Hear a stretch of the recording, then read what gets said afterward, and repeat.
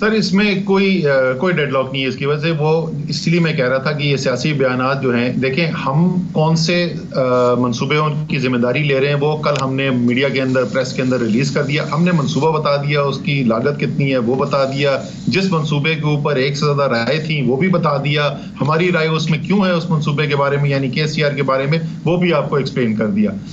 इसके अलावा सूबाई हुकूमत जो है वो 400 अरब रुपए के मंसूबे करना चाहती है, वेलकम। वो 800 अरब रुपए के करने जाती है, मोर वेलकम।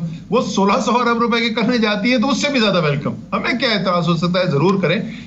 कोई इसके अंदर डेडलॉक नहीं है, वो सियासत जरूर हो रही है उसमें, और बेधड़क सियासत हो रही है। और मैं पूरा बैकग्राउंड भी बता चुका हूं कि क्यों सिंध के वजीर आला के कहने के ऊपर, उनकी रिक्वेस्ट के ऊपर ये हमने माना था, और जो कमरे में तमाम लोग मौजूद थे वो सब इसके विटनेस हैं।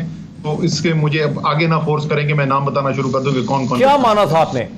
वो आपको ये कि माना क्या था आपने कि जिस दिन ये हम अनाउंसमेंट करेंगे, उस अनाउंसमेंट के अंदर हम ये जिक्र ही नहीं करते कि वफाकी हुकूमत का कितना पैसा है और सूबाई हुकूमत का कितना पैसा है। हम तो ये अनाउंस करेंगे कि 1100 अरब रुपए के मंसूबे कर रहे हैं और मुश्तरका जिम्मेदारी ले रहे हैं। और वो आपने देखा कि वजीर आजम ने एग्जैक्टली उसी स्पिरिट के अंदर अनाउंसमेंट की, क्योंकि असल इसकी अनाउंसमेंट है ही वो मंसूबे नहीं है, वो 2 रुपए के 4 रुपए के असल ये अनाउंसमेंट नहीं है। असल अनाउंसमेंट थी ही ये, और है ही ये, जो पेशरफ्त है, जो माजी से मुख्तलिफ है, वो ये है कि तमाम वो लोग जिनका इस कराची के अंदर इख्तियार है, तमाम वो लोग जो जिम्मेदारियां रखते हैं, वो सब एक जगह पर बैठकर फैसले करने को तैयार हो गए हैं। उसके अंदर सूबाई हुकूमत भी है, वफाकी हुकूमत भी है, लोकल गवर्नमेंट अब वहां पे नहीं रही तो एडमिनिस्ट्रेटर हैं, उसके अंदर कंटोनमेंट्स हैं, कंटोनमेंट बोर्ड्स वाले हैं, अस्करी क़यादत है। सब लोग मिलके कह रहे हैं कि पाकिस्तान का जो सबसे बड़ा शहर है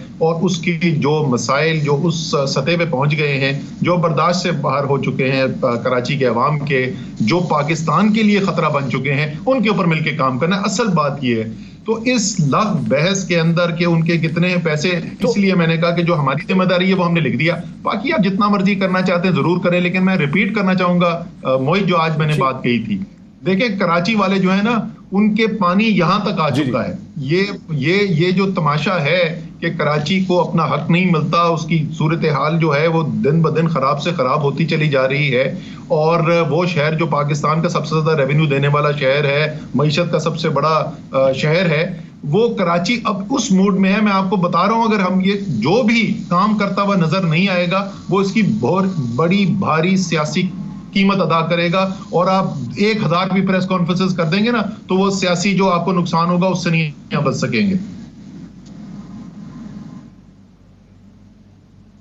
असद साहब, लेकिन बिलावल भुट्टो ने जब अपना बयानबाजी की है तो उनका मतलब गालिबन ये है कि K4 और KCR के पैसे तो वफाकी हुकूमतें पहले से सैंक्शन कर चुकी हैं, ये अप्रूव कर चुकी हैं, और ये दर हकीकत हुकूमत सिंध ही के पैसे हैं जो मिले नहीं है। शायद वो ये कहना चाह रहे हैं।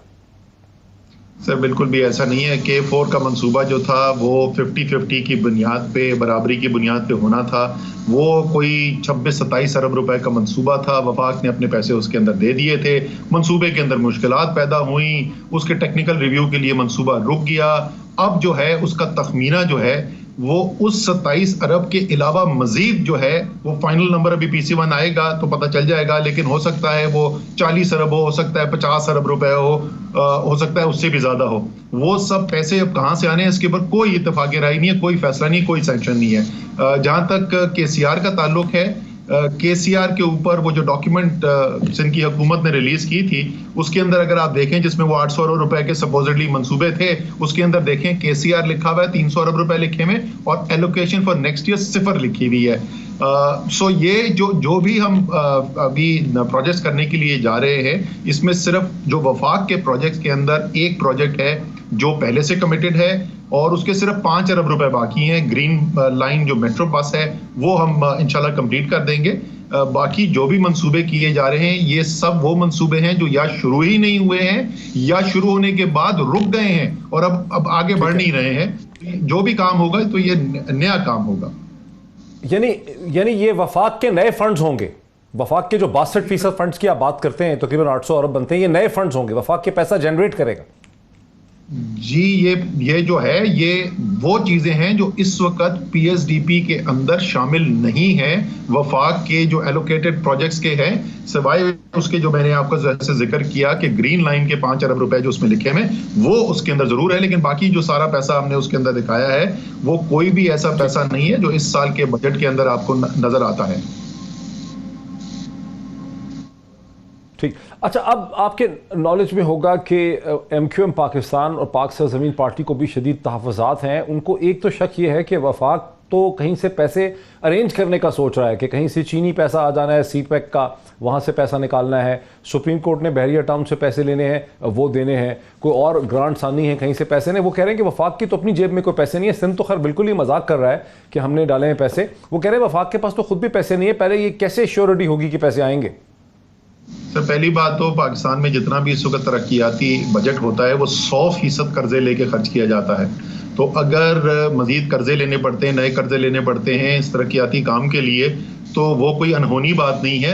100% पाकिस्तान का, और ये कोई इस साल की बात नहीं है, ये साल से सूरत हाल ये है। आपको पता है कि हमारा जो बजट का डेफिसिट है, वो बजट का डेफिसिट हमारा इतना बड़ा है कि जो डेवलपमेंट एक्सपेंडिचर है वो उसका एक छोटा सा हिस्सा बन जाता है।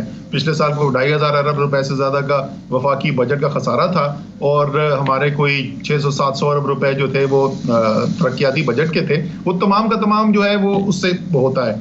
असल बात ये है कि क्या वो मंसूबे जिनके ऊपर काम नहीं होता था पहले, क्या वो हम करने को तैयार हैं? हम सिर्फ आपको ये बता सकते हैं कि हमारी क्या नीयत और किस तरीके से काम कर रहे हैं। वहां पे हफ्ते के दिन अनाउंसमेंट हुई जी इसकी, प्राइम मिनिस्टर साथ चीफ मिनिस्टर भी बैठे थे, हम लोग भी वहां थे, वहां पे अनाउंसमेंट हुई है। पीर का दिन पहला दिन था।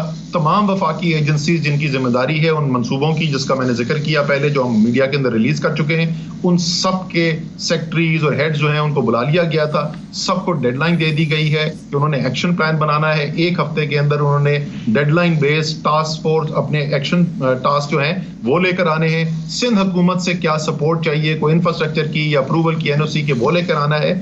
आज जैसे मैंने आपको मीडिया में भी आया कि मैं K4 का खत लिख रहा हूं चीफ मिनिस्टर सिंध को कि उनके पास इस वक्त इसकी लीड है, जिसकी PC1 रिवाइज आना है, उसका खत मैंने उनसे रिक्वेस्ट किया कि जी जल्द से जल्द भिजवा दें।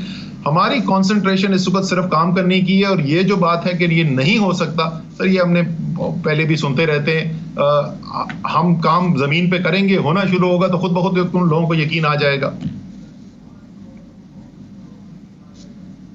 तो एमक्यूएम ने तो एक से ज़्यादा प्रेस कॉन्फ्रेंस की है, उनके 5-4 लीडर्स ने बैठ के, जिसमें वसीम अख्तर भी थे, फैसल सब्जवारी भी थे, इजहारुल हक भी थे।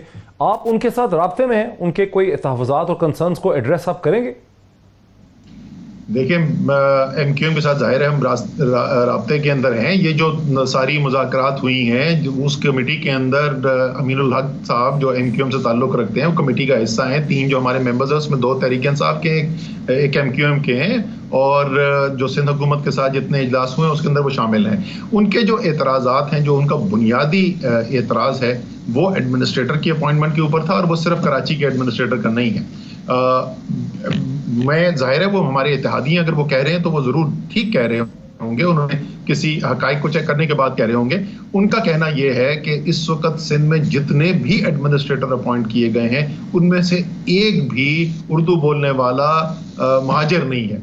और जाहिर है अगर ये ऐसा हुआ है तो ये तो मुमकिन नहीं है कि पूरे सिंध के अंदर कोई भी ऐसा अफसर ना हो, उर्दू बोलने वाला महाजिर अफसर, जो कि इस काबिल हो कि वो कहीं ना कहीं का एडमिनिस्ट्रेटर रख सके। अगर और जो कराची के लिए भी है उसके लिए भी, उसमें भी वो उसी केस में शामिल है। और अगर जहां तक उनका गिला जो है जायज़ है। दूसरा, उसके अलावा मैंने जो सुना था, जिसका गिला वो किया, गिला तो नहीं किया लेकिन उन्होंने कमेंट किया था कि जी सिंध की हुकूमत पर भरोसा किया और लोकल गवर्नमेंट पे नहीं किया, तो ये एक्चुअली हकीकत नहीं है। आप हमारा PSDP उठाकर देखें तो उसके अंदर फंड्स हैं, जो KMC एग्जीक्यूशन एजेंसी है, और वो जाहिर है इतना बड़ा पैकेज नहीं था जब तक सिंध की हुकूमत के साथ एग्रीमेंट नहीं होता था। और अब जो प्रोजेक्ट्स करने जा रहे हैं, जो मंसूबे करने जा रहे हैं, उसमें सिंध की हुकूमत को तो हम 1 रुपया भी नहीं दे रहे हैं, वो तो तमाम फेडरल एजेंसीज हैं जो इसको एक्सिक्यूट करेंगी। असद साहब, आप 3 हफ्ते पहले अगस्त के अगस्त में एक बड़ी अहम मीटिंग हुई, कई घंटों की मीटिंग हुई, बताया जाता है मैराथन मीटिंग थी, जिसमें आप भी शामिल थे, MQM के वसीम अख्तर साहब भी शामिल थे, सूबा सिंध के चीफ मिनिस्टर मुराद अली शाह साहब भी शामिल थे, पाकिस्तान के रियासती इदारे वो भी लोग सब शामिल थे। वहाँ एक कंसेंसस डेवलप करने की कोशिश की गई कराची के शहर के हवाले से, लोकल गवर्नमेंट एक्ट के हवाले से, मेयर की पावर्स के हवाले से। वो को थोड़ा बता सकेंगे, वो कंसेंसस अभी कायम है, उसमें कोई प्रोग्रेस हो सकी है क्या? लोकल गवर्नमेंट के हवाले से कराची का जो मेयर है उसको ज़्यादा इख्तियारात मिल सकेंगे, या लोकल गवर्नमेंट एक्ट 2013 में ये सब कुछ होगा दोबारा से? नहीं, ये जो सिलसिला चला है उसके अंदर जी एक मीटिंग के अंदर वसीम अख्तर साहब भी थे, उसके बाद भी जितनी भी मीटिंग्स हुई हैं उसमें अमीनुल हक साहब सबके अंदर, जैसे मैंने पहले कहा, वो हाजिर रहे हैं। और ये जो सारी, और यही मैं कह रहा था कि वो ये तो प्योर सियासत हो रही है ना, कि वो साइज जी हमारे इतने पैसे और हमारे इतने पैसे, ये तो एक सियासी ड्रामेबाजी है माजरत के साथ, उसके अलावा कुछ भी नहीं है। लेकिन जो असल चीज है, जो इसका एसेंस है, इसका सब्सटेंस जो है इस एग्रीमेंट का, वो है यही कि ये इस तरह मुश्तरका तौर पे काम कैसे किया जाएगा। उसके बहुत सारे पहलू हैं। उसका एक पहलू ये भी है कि जो एडमिनिस्ट्रेटर अपॉइंट किया जाएगा, उस एडमिनिस्ट्रेटर को क्या इख्तियारात होंगे ताकि इस पैकेज के नीचे जो मंसूबे हैं उनको इम्प्लीमेंट करने के लिए, उन पर अमल दरामद करने के लिए जो इख्तियारात चाहिए, तो क्या उसके पास ये इख्तियारात होंगे। और उसके ऊपर वजीर आला सिंध ने हमें इसकी यकीन दहानी कराई है। लेकिन एडमिनिस्ट्रेटर तो एक टेम्पररी ही होगा ना, फिर तो मेयर आएगा। जी, मैं एडमिनिस्ट्रेटर तो एक टेम्पररी अपॉइंटमेंट होगी ना, फिर तो मेयर को आना होगा इलेक्शन।